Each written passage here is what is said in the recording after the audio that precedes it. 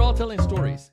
Whether you're telling stories that's helping you to advance a deal or telling stories or not telling stories that's causing your deals to digress. In this episode, we're going to talk about stories and how you can tell the right stories at the right time and what should be in those stories. Check it out. Hey, everyone. Welcome to another great episode of the Sales Evangelist Podcast. I'm your host, Donald C. Kelly, the Sales Evangelist, and I'm so excited for another great episode. I'm so excited to be here with you today.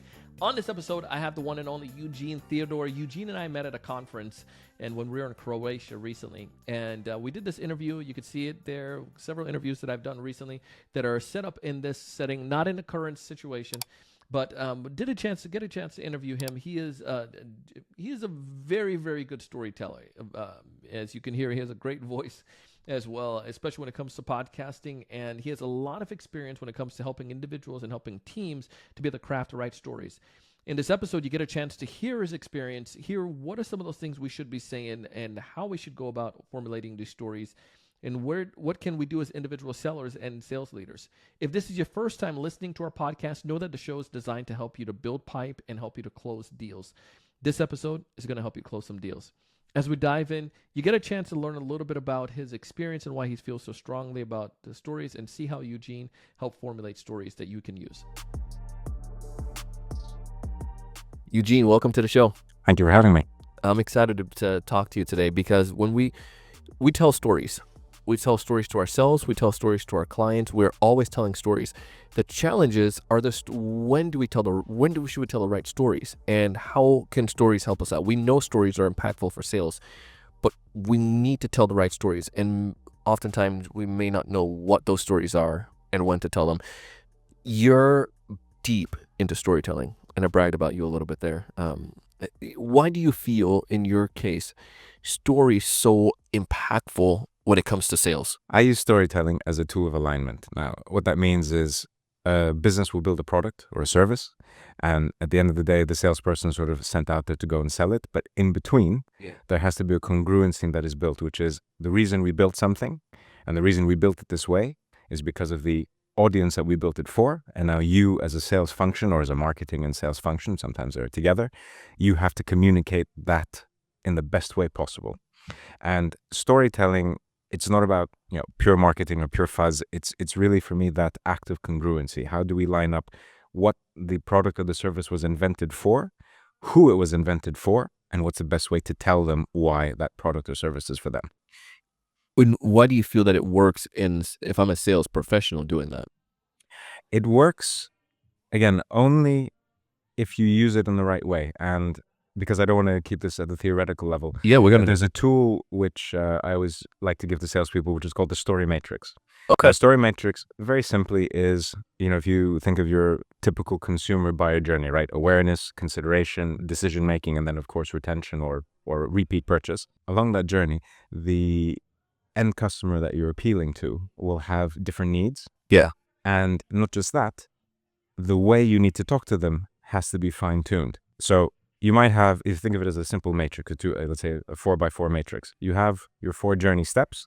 And then along the other side, you have, what's the right kind of story for each one of those steps? Because, for example, in consideration, would you go directly to a client you've never spoken to before? You literally just cold call them and said, right, so here's all the bells and whistles, plus the pricing, plus this, plus that, plus whatever. Are you ready to buy? It's like, man, I didn't even know you existed 2 minutes ago, right? Versus someone at the decision-making stage who's probably either seen you, heard you, maybe already had a conversation with you, and it's just about giving them, maybe the right case study at the end of the day, just to sort of push them over the top. Now, you can create a story matrix not just using the consumer journey, but also using your own personality. So you could say, listen, at this, depending on what I'm selling, if you're selling, defense contracts, it's a bit more, probably a little bit different, bit more rigid. But depending on who you're selling to, and of course who you as a salesperson are, or what your organization will allow, you can say, listen, at this point in the journey, perhaps a funny story would be relevant to open up the consideration set. Okay, maybe as I move along to awareness or to decision making, maybe I need something more serious, or I need something more technical. There's an added layer which, depending on the sales organization, may or may not be taken into account, which is the person that you're talking to, what stage, life stage or professional stage are they in?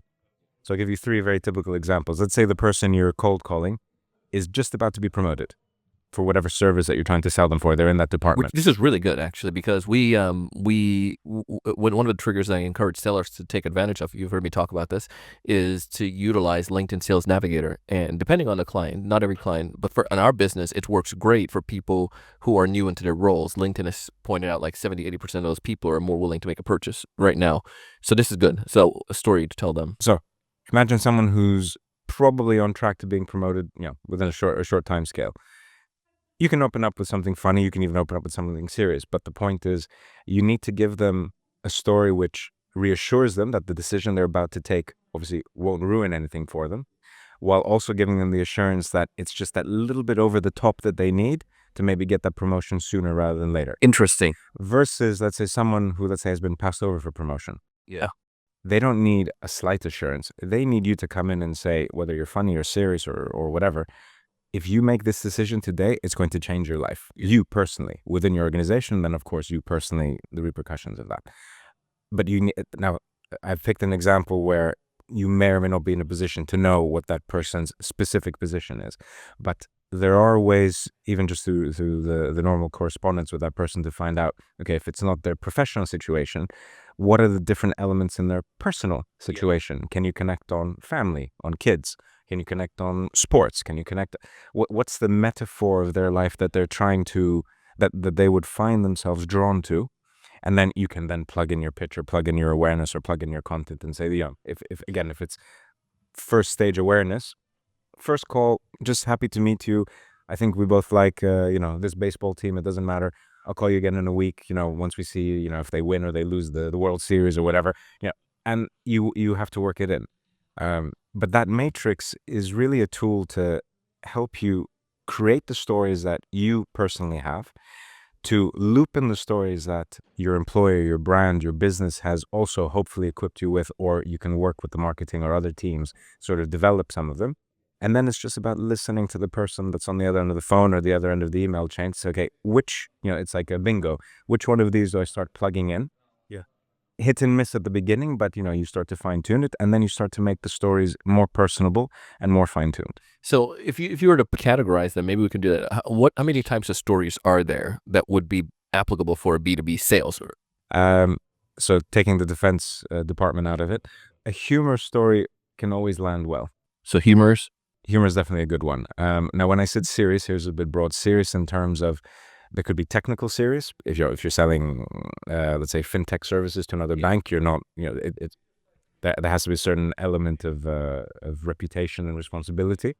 So there's technical serious. There could also be just, if I'm selling a kind of medical device or a medical intervention, there has to be serious with just a level of respect that comes with it. So there's funny, there's different kinds of serious. There could be adventurous. Yeah. Right. Again, depending on the domain, on the industry, or depending on the person that you've identified. If for whatever reason, maybe on LinkedIn, you said using Sales Navigator, they might have expressed that every weekend they go hiking. Yeah. Okay. Find an adventure story to lead the way in and connect it back to the business, connect it back to the product or the service you're selling.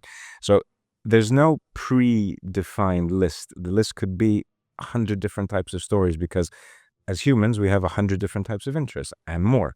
It's just about finding the right one. So it's more about making sure that, for example, if I have an adventure story, what's the right version of that for consideration? What's the right version of that for decision making or for repeat purchases? Because it's not the exact same. Oh, you went hiking, I also went hiking. Yeah, great. We sort of end there. It has to adapt. It has to evolve. So maybe put them in two categories: serious versus non versus. I'd say funny, humorous. Okay, so two different categories there, and then telling the way of formulating the stories. Can you tell us, like, I know Joseph Campbell's story arc, and we've talked about that in past content episodes, but is there a way that you frame your stories? I always like to find the me in every story that I tell.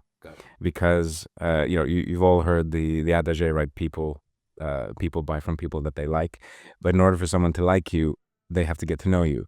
And the hardest thing in any sales call, sales pitch, anything, is within very few seconds to make yourself memorable, to make them identify with you, and then obviously for them to carry on that interest and say, okay, now they know you're there to sell them something.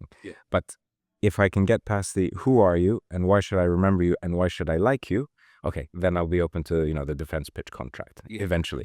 So you can start with let's say a crowd pleaser, something about yourself, but you think generically will fall well no matter which profile of person you're talking to. Or you can be quite bold, which is the direction I've taken, which is, listen, this is who I am. So I'm a photographer. I work for the New York Times. I'm also a brand consultant. I've worked with Gucci. You like it, you identify with that, you don't, you like it or you don't, maybe then you're not the right client for me. And that's also fine, because then I'm not going to try and push you down that funnel when you're probably either the wrong person for me to try to get into the funnel, or maybe the business as a whole is the wrong business because you just don't identify with my business's values and my business's approach to things. So I'd rather find that out now than get you through to okay, let's sign on the dotted line. And then the working relationship after that is a nightmare. Yeah. So these stories help us at the very beginning to, once we've identified prospects, now we're trying to very early, awareness stage right now, just so they can know that this is the value that I can bring to the table. Let's go deeper. We have this client now. We got past the awareness, maybe their discovery per se, and they're trying to figure out from us, we're trying to understand their needs, and they're trying to discover, can we really help them? What kind of stories should I be aware of to use at this stage? So let's say you're generally in the consideration point, and you're feeling each other out. At this point, it's all about data gathering. They're trying to understand what it is that you do, and if you're a fit, you're also trying to do the same. At this point, it's just it's really about just honest interactions. So, like we've heard in some of the other conferences and talks, every time they ask you something, which is obviously they're trying to put you in a box, you need to sort of counter that and say, well, why are you asking that? What is the importance of that?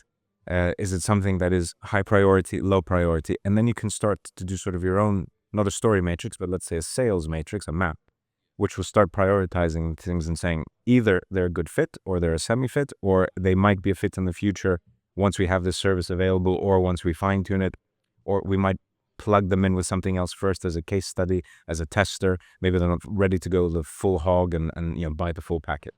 So it really is about just pure understanding, exploratory understanding. And for that, you just need to be ready to ask a lot more questions than they are.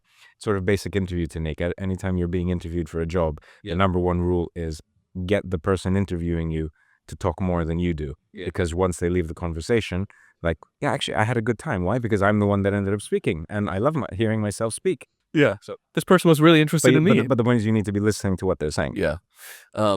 So let's give a quick little role play. Let's put ourselves in that same scenario. You're the sales rep. Maybe you're talking about, we're selling, I don't know, we're selling computers to your company. And I'm the buyer. You're the sales guy. I'm the buyer. And let's pretend we talked about some of those already, and I'm trying to go a little bit deeper.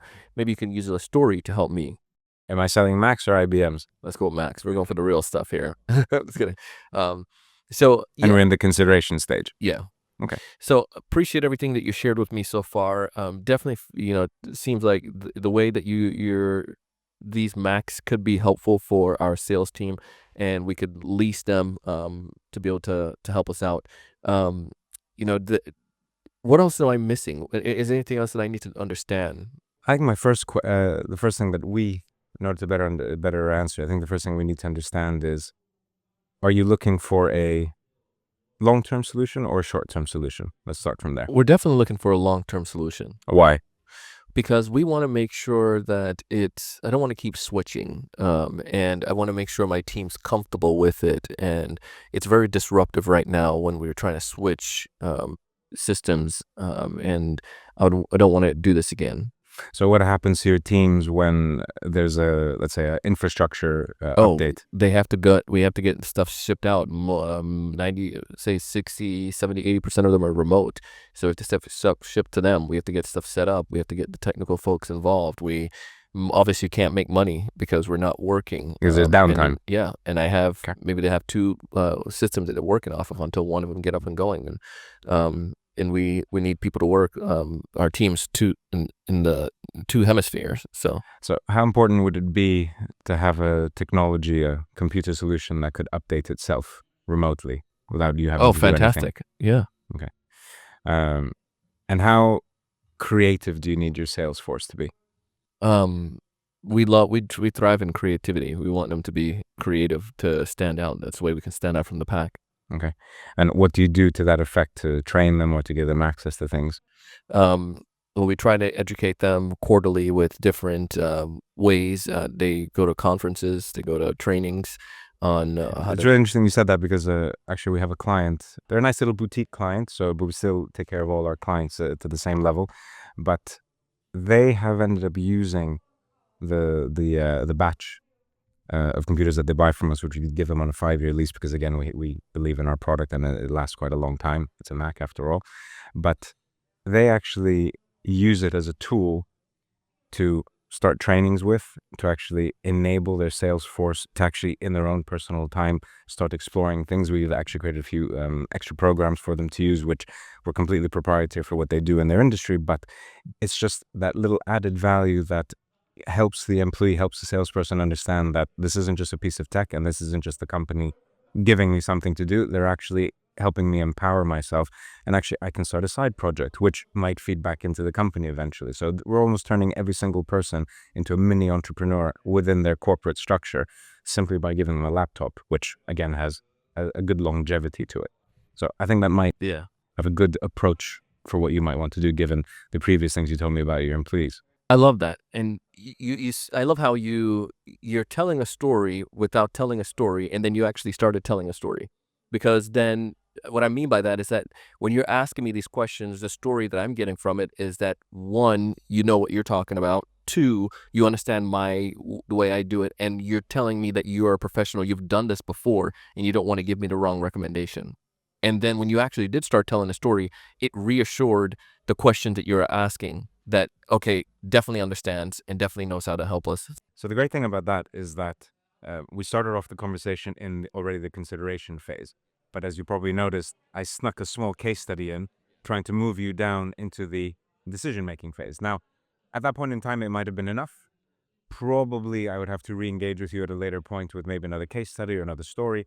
So even if you have that initial story matrix, you might have, your 4 consumer journey segments, and then you might have 2, 4, 5, 10 different types of stories. You end up with 30, 40, 50 different kinds of stories. That's only a starting point, because as you get to know your clients better, as the business itself evolves, all of these things will have to be revisited, and they themselves will have to evolve as well. Yeah, so amazing. Sales leaders listening to this and the sales reps listen to this. Let's talk review the story matrix one more time so that they can get a grasp of how they can truly apply it. So in a nutshell, the story matrix is simply understanding the consumer journey, whether it's B2B, even B2C, and understanding what is the right kind of story at that moment in time. And if you want to add a third level, again, if you have access to this information about the person that you're going to be speaking to, what is their personal issue, their private issue, the mixture of them? This is why you need to understand how to do good openings so that you can get the person to at least give you a hook that you can latch onto. It could be sports, it could be family, it could be, again, 101 things. But once you have these 3 elements, you'll be able to get the right story at the right time to the right person, keeping in mind that it's not a stationary target.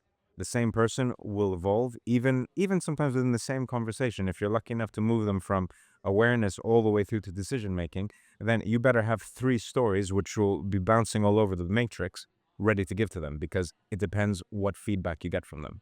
Love it. If folks out there listening want to get access to this story matrix, is there a way they can get a template from you? Yes, it's ready to go, and I think they can get it through you. Awesome. Well, I love it. Well, we'll put that in our show notes. And what if they want to connect with you in general? How do they connect with you? Just connect with our agency. It's called Saga Squared, and we'd be happy to talk to any of you. Thank you so much for coming on the show today. Super appreciate you. Thank you, everyone. Thanks. Ciao. That was Eugene Theodore. Go ahead and connect with him. You can find details to his company in the show notes below. And if you're if you're looking to improve your storytelling skills, tell him that you heard him here on the Sales Evangelist podcast. Additionally, If you want to get some guidance, some one-on-one coaching, you could check out thesalesevangelist.com/mastermind to join our January mastermind, in which you can get help and guidance to improve your sales skills, practice, and to help you tell better stories. To find more details, go to thesalesevangelist.com/mastermind. As always, I want you to thrive and succeed. I want you to raise your level of thinking. I want you to be able to close more deals, but most importantly, I want you to go out, have fun, and do big things. See you on the next one.